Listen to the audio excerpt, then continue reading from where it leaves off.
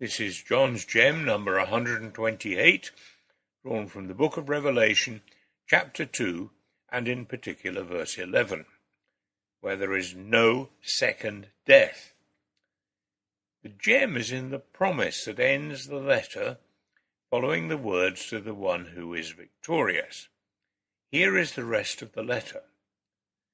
To the angel of the church in Smyrna, write, these are the words of him who is the first and the last, who died and came to life again. I know your afflictions and your poverty, yet you are rich. I know about the slander of those who say they are Jews and are not, but are a synagogue of Satan. Do not be afraid of what you are about to suffer. I tell you, the devil will put some of you in prison to test you, and you will suffer persecution for 10 days. Be faithful even to the point of death, and I will give you life as your victor's crown. Whoever has ears, let them hear what the Spirit says to the churches. The one who is victorious will not be hurt at all by the second death. The church in Smyrna had its problems, and was soon going to get more and greater ones. We don't know how John knew enough to say this, unless it was a prophecy. More serious persecution was coming their way. It wasn't a rich church, as people normally count richness, but they were rich in the ways they lived their lives, particularly their spiritual lives.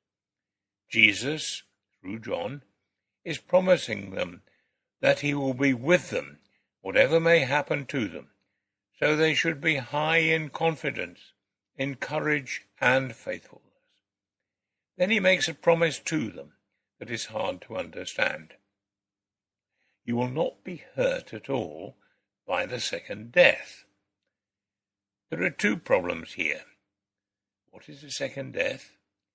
And why should they be at all concerned about it in any way? Second death is a phrase that only appears in Revelation at chapter 20 verses 6 and 14 and chapter 21 verse 8. The first of these says that those who share the first resurrection with Jesus have nothing to fear from it. The other two are both about the lake of fire. This seems to be about the place of everlasting torment, often mentioned in the New Testament, particularly by Jesus, in places like the parable of the sheep and the goats, where he says, Depart from me, you who are cursed, into the eternal fire. That's in Matthew chapter 25, verse 41. And this is eternal punishment, verse 46, in the same chapter. These statements seem very much at odds with the other things Jesus said. There are places in the world where such language would be deemed right and proper by the followers of other faiths in relation to the infidels, but for those of us in the Western world, it strikes a strange note. It may simply be a different way of expressing things, where only analogies can be used, but it still seems very strange. The best way round the problem is probably the word picture drawn by C.S. Lewis in his children's book, The Last Battle, which is one of his children's books about Narnia. But they are children's, but they are full of deeply spiritual insights. At the end of the book and the world, all the characters, human, animal, and mythical, are forced to look into the eyes of Aslan, the lion, who is the image of Christ. When some looked, the expression of their faces changed terribly.